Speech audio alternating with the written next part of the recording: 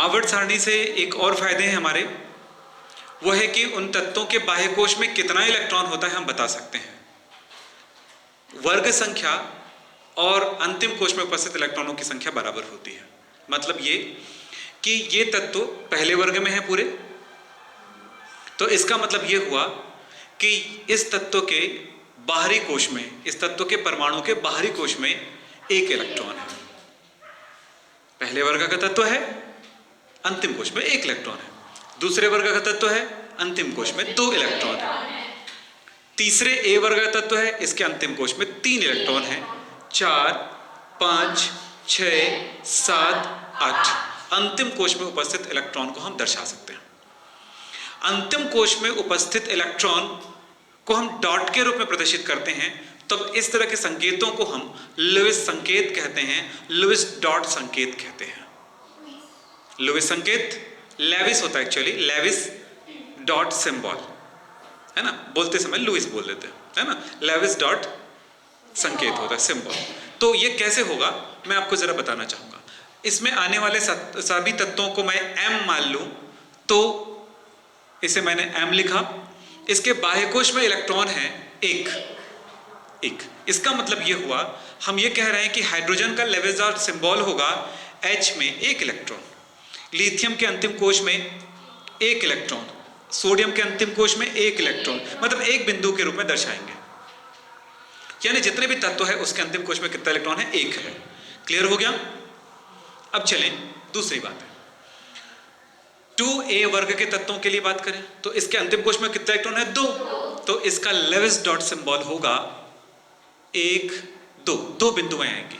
याद रखो, किसी भी परमाणु के बाह्य कोश में 4 स्थान दर्शाएंगे हम। इन 4 स्थानों में इलेक्ट्रॉन भरा जाएगा, चाहे 1 इलेक्ट्रॉन हो या 8 इलेक्ट्रॉन हो। 1 से लेकर के 8 तक इलेक्ट्रॉन हो सकते हैं, इससे ज्यादा नहीं। तब 1 इलेक्ट्रॉन है तो यहीं पर आएगा, 2 है तो 2 आएगा अलग अलग जगहों पर, 3, 4 एक एक करके भरेंगे। फिर जब 4 से अधिक होगा तो युग्मन करेगा, 5, 6, 7, 8। अब समझ में आ गई बातें। तो स्थान आपके पास 4 है, इसलिए ऐसा कर रहे हैं। पहले एक एक करके भरेंगे, फिर उसके बाद युग्मन करेंगे, है ना। यह हंट्स के रूल के अनुसार होता है। थर्ड ए ग्रुप ये वाला, इसके बाह्य कोश में 3 इलेक्ट्रॉन हैं, तो 1, 2, 3 डॉट होंगे। यानी इसका मतलब क्या हुआ, बोरॉन का लेविस डॉट सिंबल ये होगा, एल्यूमिनियम का भी यही होगा, बात समझ रही है, गैलियम का भी यही होगा। बात समझ आ रही है कि नहीं आ रहा है। तो इस वर्ग के तत्वों के लिए 1, 2, 3, 4 नाइट्रोजन वर्ग, ये 5वें वर्ग का तत्व है, अंतिम कोश में 5 इलेक्ट्रॉन होंगे।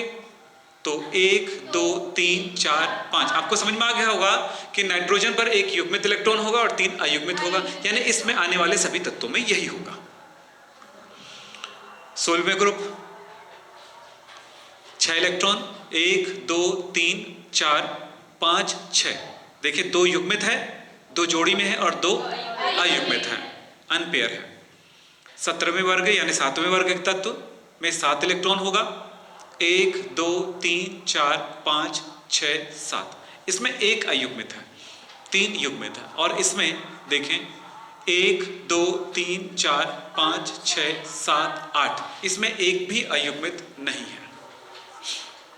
हमें तत्वों का लुईस संकेत निकालने आ गया है। इसका बहुत महत्व है आपकी केमिस्ट्री में।